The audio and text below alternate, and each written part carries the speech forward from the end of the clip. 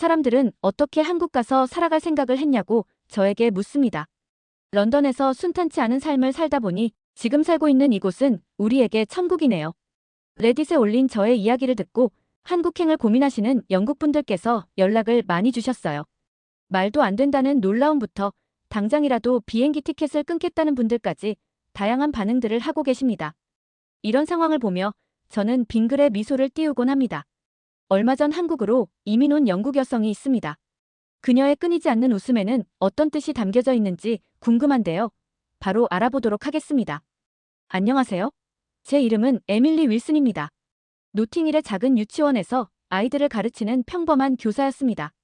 남편 제임스는 캐너리 워프에서 금융 애널리스트로 일하고 있었고 우리에겐 11살 된 귀여운 딸 소피가 있었습니다. 2019년 11월, 그날만 아니었다면 우리는 여전히 런던에서 평화로운 일상을 보내고 있었을 것입니다. 그날은 블랙 프라이데이 세일이 시작되는 날이었습니다. 평소라면 바쁜 직장 생활 때문에 쇼핑을 가지 못했겠지만 제임스가 휴가를 내어 우리는 가족 나들이를 계획했습니다. 소피는 버로우 마켓에서 파는 달콤한 과자를 좋아했기에 쇼핑을 마친 후 시장에 들르기로 했습니다. 런던 브리지역에서 내려 버로우 마켓으로 향하는 길은 늘 그랬듯이 관광객들로 북적였습니다. 겨울바람이 차가웠지만 시장 안은 사람들의 온기로 가득했습니다. 소피는 좋아하는 프렌치 베이커리를 찾아 크루아상을 사달라고 조르고 있었고 제임스가 줄을 서서 기다리는 동안 저는 소피와 함께 근처 피쉬몽거 홀 입구 벤치에 앉아 있었습니다. 갑자기 시장 입구 쪽에서 큰 소동이 일어났습니다. 처음에는 무슨 일인지 알 수 없었습니다. 하지만 곧 비명소리가 들리기 시작했고 사람들이 우리가 있는 쪽으로 달려오기 시작했습니다. 그때 저는 검은 옷을 입은 남자가 무언가를 휘두르는 것을 보았습니다. 순식간에 시장은 아수라장이 되었습니다. 제임스가 우리에게 달려왔지만 이미 공포에 질린 군중들이 우리 사이로 밀려들어왔습니다. 소피의 손을 꼭 잡고 있었지만 사람들에 밀려 제임스와 떨어지고 말았습니다. 그 순간 제 눈앞에서 끔찍한 일이 벌어졌습니다. 한 중년 남성이 테러리스트의 칼에 찔리는 장면을 목격한 것입니다. 소피도 그 장면을 보고 말았습니다. 피해자의 비명과 피를 본 소피는 그 자리에서 얼어붙었습니다. 혼란 속에서 저는 소피를 안고 근처 식당으로 뛰어들었습니다. 식당 주인이 우리를 지하 창고로 안내했고 그곳에는 이미 여러 사람들이 숨어 있었습니다. 누군가의 휴대폰을 통해 이슬람 극단주의자들의 테러라는 소식을 들었습니다. 테러리스트들이 자살폭탄 조끼를 착용하고 있다는 소식에 모두가 공포에 떨었습니다. 지하실에서 보낸 시간은 영원처럼 느껴졌습니다. 소피는 계속해서 울었고 저는 제임스의 안전을 기도하는 것밖에 할 수 없었습니다. 비좁은 지하실에서 20여 명의 사람들이 숨죽이고 있는 동안 위층에서는 간간히 총성이 들려왔습니다. 마침내 특공대가 우리를 구출했을 때 테러는 이미 진압된 후였습니다. 테러리스트들은 경찰의 신속한 대응으로 제압되었고 자살폭탄은 터지지 않았습니다. 하지만 우리가 본 광경은 충격적이었습니다. 피로 얼룩진 거리, 깨진 유리창들, 그리고 여기저기 흩어진 사람들의 소지품들이 테러의 참혹함을 보여주고 있었습니다. 테러 다음 날부터 소피의 변화가 시작되었습니다. 잠들기 전까지는 괜찮은 듯 보였지만 한밤중에 비명을 지르며 깨어나기 시작했습니다. 악몽 속에서 그녀는 계속해서 그날의 장면을 다시 보고 있었습니다. 특히 그 중년 남성이 칼에 찔리는 순간의 기억은 소피를 괴롭히는 가장 큰 트라우마가 되었습니다. 처음 일주일 동안은 소피가 자신의 방에서 자는 것을 거부했습니다. 저와 제임스의 침대에서만 잠들 수 있었고 그마저도 손을 꼭 잡고 있어야 했습니다. 평소 독립심이 강했던 아이가 갑자기 어린아이처럼 변해버린 모습을 보는 것이 가슴 아팠습니다. 학교에 돌아가는 것은 더 큰 문제였습니다. 소피의 학교는 런던 브리지에서 그리 멀지 않은 곳에 있었습니다. 등교길에 지하철을 타야 했는데 소피는 지하철역 입구에서부터 공황 발작을 일으켰습니다. 사람들이 모여있는 모습만 봐도 그날의 기억이 떠오른다고 했습니다. 정신과 의사는 소피가 급성 외상 후 스트레스 장애를 겪고 있다고 진단했습니다. 매주 2번의 상담 치료를 시작했지만 호전은 더디기만 했습니다. 의사는 이런 증상이 흔히 나타나는 현상이라고 설명했습니다. 특히 소피의 나이대가 감수성이 예민한 시기라 트라우마의 영향이 더 클 수 있다고 했습니다. 가장 힘든 것은 일상적인 소리에도 극도로 예민해진 소피의 반응이었습니다. 자동차 경적 소리, 갑작스러운 문 닫히는 소리, 심지어 전자레인지의 알람 소리에도 놀라서 떨곤 했습니다. 한 번은 학교 근처에서 공사 소음이 크게 들렸는데 소피는 그 자리에서 주저앉아 울음을 터뜨렸습니다. 코로나가 터지고 불행 중 다행으로 집에서 온라인 수업을 진행할 수 있었습니다.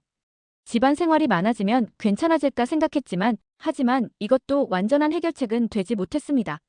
화면 속 친구들의 모습을 보는 것만으로도 그날의 혼잡했던 기억이 떠올라 불안 발작을 일으켰습니다. 결국 한 학기 동안 거의 모든 수업을 결석하게 되었고 성적도 급격히 떨어졌습니다. 영국 청소년 트라우마 센터에서는 소피와 비슷한 경험을 한 아이들의 모임을 제안했습니다. 하지만 소피는 다른 사람들과 만나는 것 자체를 거부했습니다. 방 안에서만 지내려 했고 창밖을 내다보는 것조차 힘들어했습니다. 특히 히잡을 쓴 여성을 보면 극도의 공포감을 느꼈고 이는 저희 부부에게 또 다른 고민거리가 되었습니다. 약물 치료도 시작했지만 부작용이 심했습니다. 항불안제는 소피를 너무 졸리게 만들었고 식욕도 크게 줄었습니다.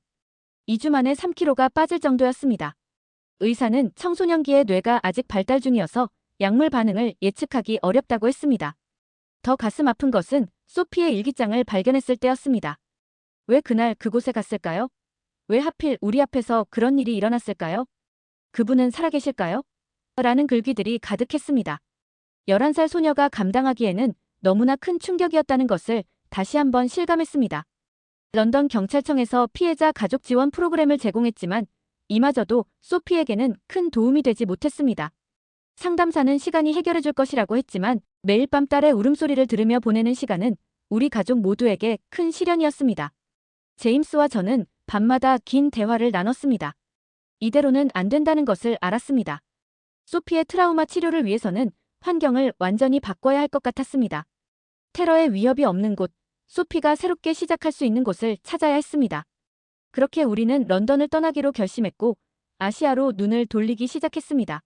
소피의 트라우마가 깊어져 가던 어느 날 제임스가 중요한 제안을 했습니다. 그의 회사에서 도쿄지사 금융 애널리스트 자리가 비어있다는 것이었습니다. 일본은 세계에서 가장 안전한 나라야. 테러 같은 건 거의 일어나지 않아. 소피를 위해서라도 한번 고려해보는 게 어떨까? 제임스의 말에 저는 곧바로 동의했습니다. 실제로 일본의 범죄율은 세계 최저 수준이었고 특히 테러나 폭력 사건은 거의 전무하다시피 했습니다.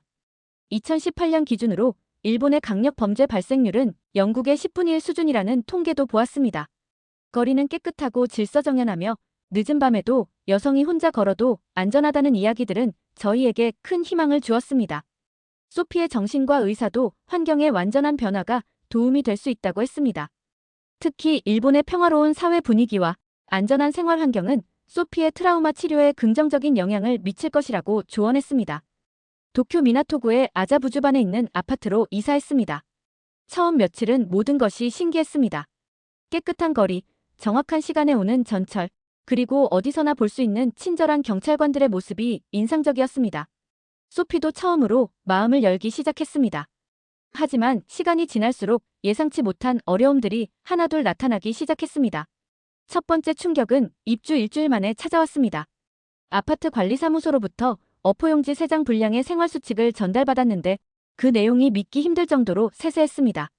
현관문을 열고 닫는 시간까지 정해져 있었고 쓰레기 분리수거는 마치 과학 공식처럼 복잡했습니다. 특히 난감했던 것은 외국인 거주자 특별 준수사항이었습니다. 신발을 신고 복도를 걸어서는 안 된다거나 베란다에서 빨래를 거둘 때도 일본식 방식을 따라야 한다는 등의 규칙이 있었습니다. 이런 규칙들을 어길 때마다 관리사무소에서 영어로 번역된 경고장이 날아왔습니다. 소피가 다니게 된 인터내셔널 스쿨에서도 문제가 있었습니다. 겉으로는 국제적인 분위기였지만 실제로는 일본식 규율이 지배적이었습니다. 한 번은 소피가 복도에서 친구와 영어로 이야기를 나누다가 주의를 받았습니다.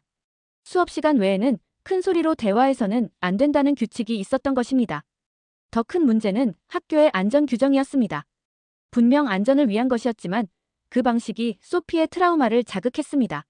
매달 실시되는 대피 훈련에서는 실제 상황처럼 사이렌을 울리고 모든 학생이 정해진 장소로 대피해야 했습니다. 소피는 첫 훈련에서 공황 발작을 일으켰고 이후로는 훈련이 있는 날이면 등교를 거부했습니다. 저의 직장 생활도 쉽지 않았습니다. 유치원에서 영어를 가르쳤지만 수업 방식에 대한 간섭이 심했습니다. 모든 활동은 매뉴얼대로 진행해야 했고 창의적인 시도는 환영받지 못했습니다. 아이들과 자유롭게 소통하던 영국에서의 교육 방식은 이곳에서 통하지 않았습니다. 제임스의 회사 생활은 더욱 힘들었습니다. 금융 분석가로서의 그의 능력은 인정받았지만 일본식 회식 문화와 위계 질서는 그를 지치게 만들었습니다. 야근이 일상이 되었고 주말에도 회사 행사에 참석해야 했습니다.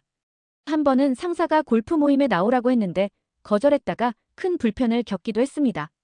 가장 힘들었던 것은 이웃들과의 관계였습니다. 옆집에 사는 일본인 가족과 친해지려 노력했지만 그들은 항상 거리를 두었습니다.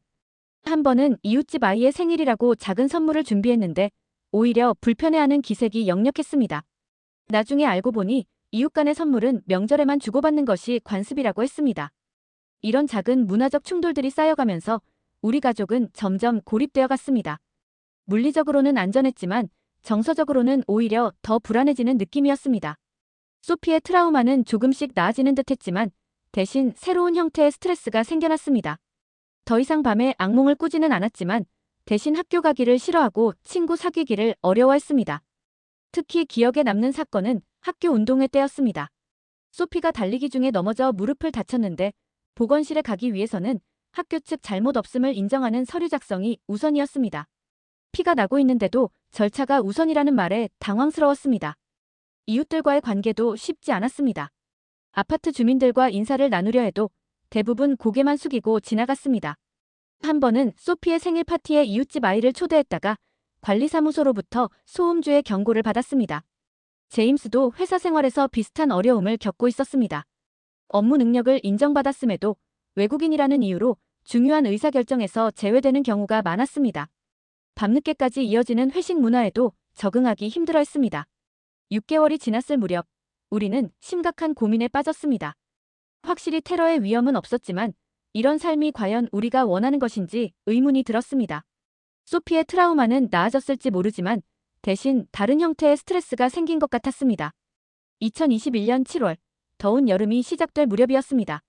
일본의 장마가 끝나갈 때쯤 제임스가 여름 휴가로 서울 여행을 제안했습니다.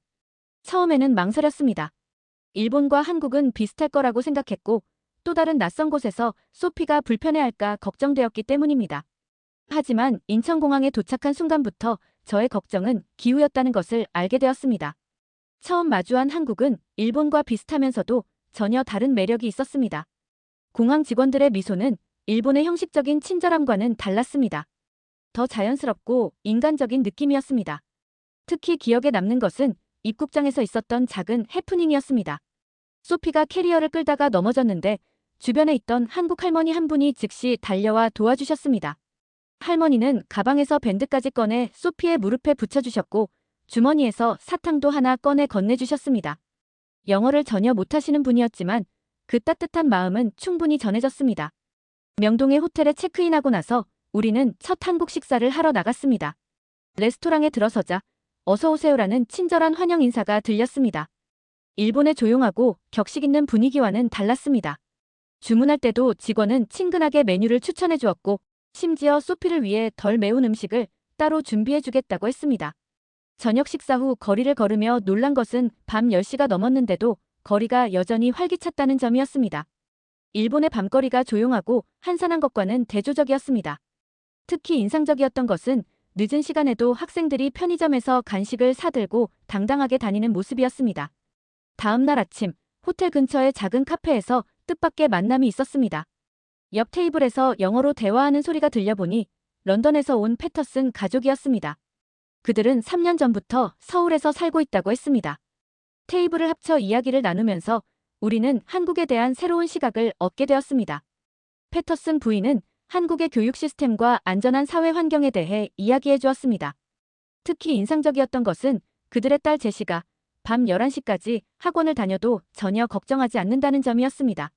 서울은 CCTV가 곳곳에 설치되어 있고 늦은 시간에도 거리마다 순찰차가 다녀요. 하지만 그게 감시처럼 느껴지지 않아요. 오히려 안전하다는 느낌이 들죠. 소피는 처음으로 또래 친구인 제시와 이야기를 나누며 즐거워했습니다. 제시는 한국의 학교 생활과 친구들에 대해 신나게 이야기했고 소피는 처음으로 진심으로 웃는 모습을 보였습니다. 오후에는 패터슨 가족의 추천으로 북촌 한옥마을을 방문했습니다. 전통 가옥들 사이를 걸으며 한 한옥 카페에 들어갔습니다. 주인 할머니는 우리가 외국인임에도 마치 오래된 친척을 대하듯 반갑게 맞아주셨습니다. 전통차를 대접하시며 한국의 차 문화에 대해 설명해 주셨고 소피에게는 특별히 수정과를 만들어 주셨습니다. 저녁에는 한강공원을 찾았습니다. 돗자리를 펴고 치킨을 시켜 먹는 한국인 가족들의 모습이 인상적이었습니다. 옆에 앉은 가족이 우리에게도 치킨을 나눠주었고 아이들은 금세 친해져서 함께 놀기 시작했습니다. 일본에서는 상상할 수 없는 광경이었습니다. 특히 감동적이었던 것은 지하철에서 있었던 일입니다. 소피가 피곤해하자 즉시 몇몇 승객들이 자리를 양보하려 했습니다. 일본의 지하철에서도 자리 양보는 있었지만 이렇게 자연스럽고 따뜻한 분위기는 아니었습니다. 마지막 날 다시 패터슨 가족을 만났을 때 그들은 더 놀라운 이야기를 들려주었습니다. 한국에서는 아이들이 선생님이라고 불리는 모든 어른들을 신뢰해요. 학원 선생님, 학교 선생님, 심지어 처음 만난 교통경찰까지도요. 이런 신뢰관계가 사회 전체의 안전망이 되는 것 같아요. 이 말은 저에게 특히 큰 울림이 있었습니다. 일본의 안전은 규칙과 시스템에서 나오는 것이었지만 한국의 안전은 사람과 사람 사이의 신뢰와 정에서 나오는 것 같았습니다. 이것이야말로 소피의 트라우마 치료에 진정으로 필요한 것이 아닐까 하는 생각이 들었습니다. 서울에서의 4박 5일은 우리 가족에게 큰 변화의 계기가 되었습니다. 돌아가는 비행기에서 소피는 처음으로 다음에 또 와도 될까요? 라고 물었습니다. 일본에 온 후 처음으로 어딘가를 다시 방문하고 싶어 한 것입니다. 그 순간 저는 깨달았습니다. 우리가 찾던 것은 단순한 물리적 안전이 아닌 따뜻한 인간미가 있는 안전한 사회였다는 것을요.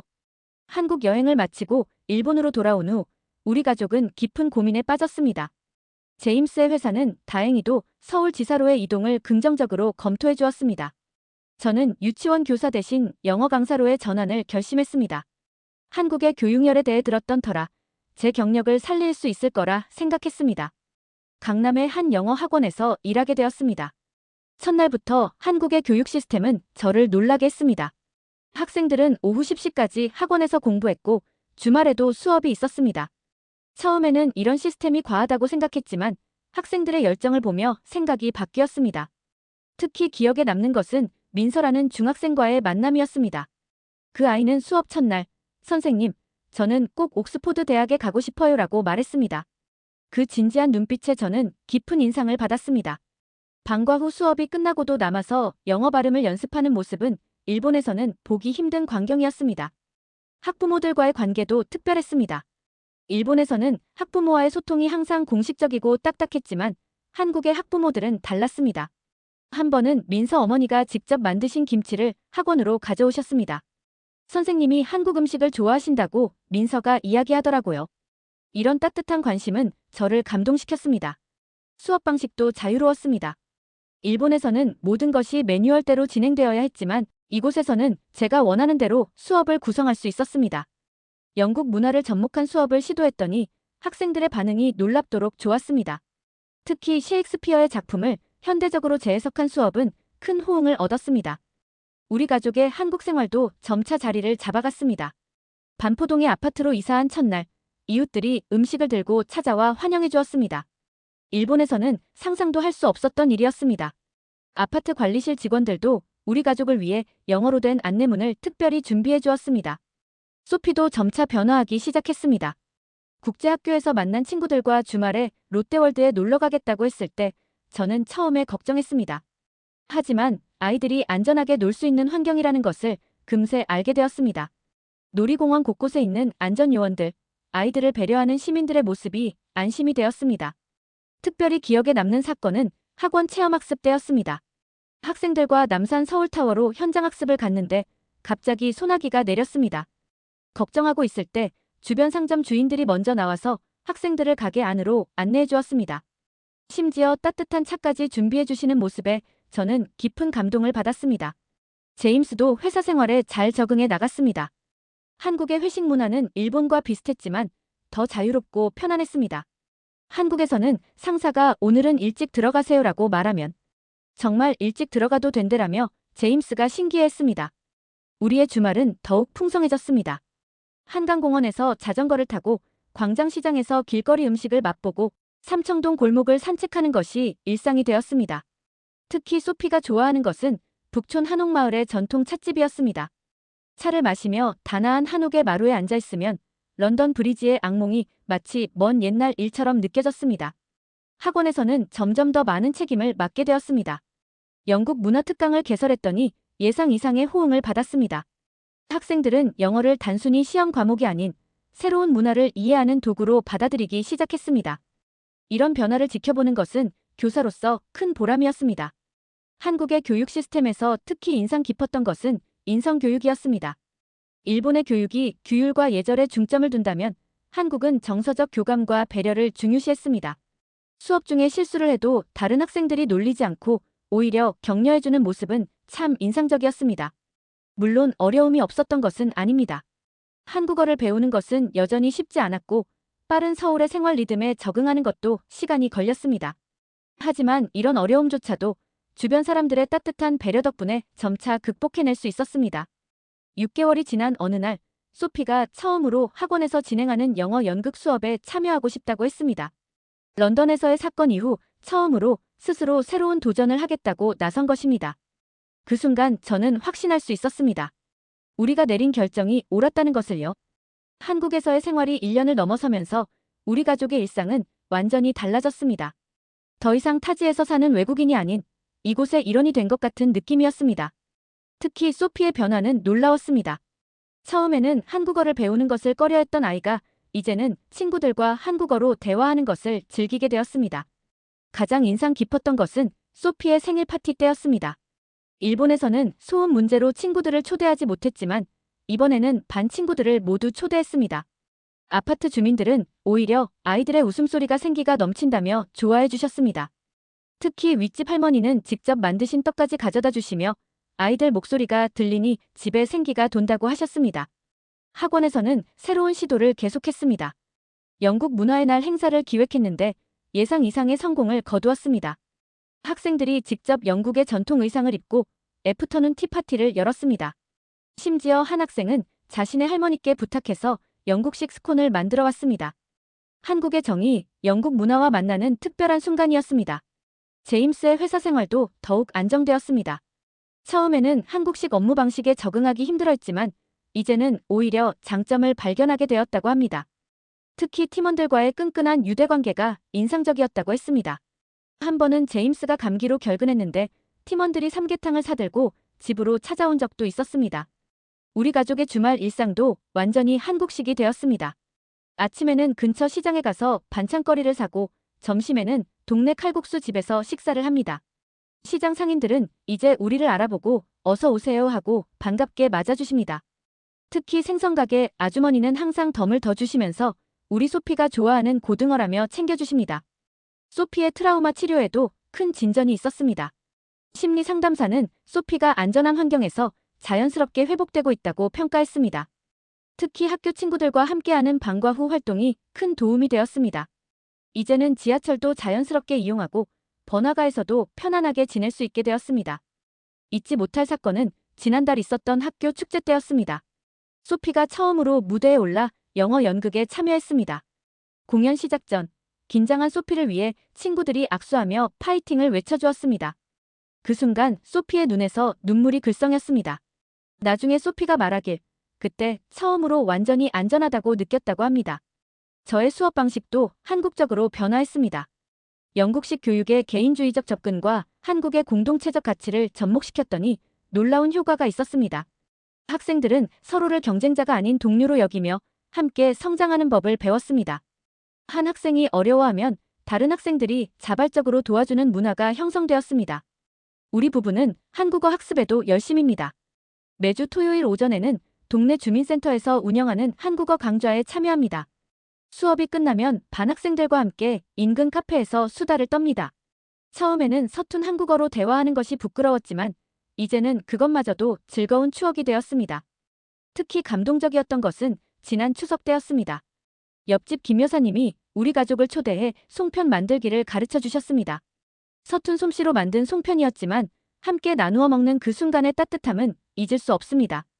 김 여사님은 이제 우리 가족이나 다름없다고 하시며 매주 반찬도 나눠주십니다. 한국의 안전문화는 여전히 우리를 감동시킵니다. 얼마 전에는 소피가 학원에서 늦게 끝나 혼자 귀가한 적이 있었습니다. 걱정했지만 소피는 엄마 여기는 안전해요. 길에 CCTV도 많고 아저씨 경찰관도 계시고 늦게까지 하는 가게도 많아서 전혀 무섭지 않아요라고 했습니다. 이제 우리는 한국에서의 미래를 계획하고 있습니다. 제임스는 회사에서 승진 제안을 받았고 저는 학원에서 영국 문화 교육 프로그램을 확장할 계획입니다. 소피는 하이스쿨 진학을 앞두고 있는데 한국의 대학에 가고 싶다고 합니다. 가끔 런던의 친구들이 언제 돌아올 거냐고 물어봅니다. 하지만 이제 우리에게 서울은 단순한 피난처가 아닌 진정한 고향이 되었습니다. 매일 아침 한강이 내려다 보이는 창문을 열 때마다 감사한 마음이 듭니다. 이곳에서 우리는 단순히 안전한 삶을 넘어 진정한 행복을 찾았기 때문입니다. 어느덧 서울에서의 생활이 1년을 넘어섰습니다. 이제 우리에게 서울은 단순한 거주지가 아닌 제2의 고향이 되었습니다. 매주 주말이면 한강공원에서 피크닉을 즐기고 북촌한옥마을이나 경복궁 같은 고궁을 산책하며 한국의 문화를 더 깊이 이해하게 되었습니다. 소피는 이제 한국어로 일상적인 대화가 가능해졌습니다. 학교에서 배우는 것 외에도 학원에서 만난 친구들과 어울리며 자연스럽게 언어를 익혔습니다. 특히 K-팝 가사를 통해 배운 한국어는 생각보다 빠르게 늘었습니다. 제임스의 회사는 최근 그를 아시아 태평양 지역 책임자로 승진시켰습니다. 한국에서의 성공적인 프로젝트들이 인정받은 결과였습니다. 이제 그는 싱가포르나 홍콩으로 발령받을 수 있다는 이야기도 나왔지만 우리 가족은 서울에 남기로 결정했습니다. 저는 영국식 교육과 한국식 교육의 장점을 접목한 새로운 프로그램을 개발했습니다. 아이들의 창의성과 자율성을 중시하는 영국식 교육에 한국의 공동체 의식과 예의범절을 더한 것입니다. 이 프로그램은 다른 곳에서도 관심을 보이며 점차 확산되고 있습니다. 가끔 런던 브리지에서의 그날을 떠올릴 때면 그 사건이 우리 가족에게 얼마나 큰 변화를 가져왔는지 새삼 실감하게 됩니다. 끔찍했던 기억이 우리를 이곳으로 인도했고 결과적으로 새로운 삶의 기회를 주었습니다. 이제 소피는 더 이상 악몽에 시달리지 않습니다. 오히려 매일 아침 학교에 가는 것이 즐겁다고 이야기합니다. 제임스도 저도 이곳에서의 삶에 깊은 만족을 느끼고 있습니다. 안전하고 평화로운 환경에서 우리는 진정한 행복을 찾았습니다.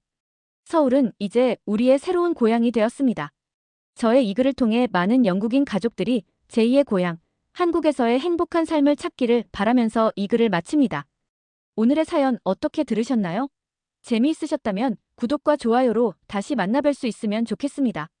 이상 감동하우스였습니다.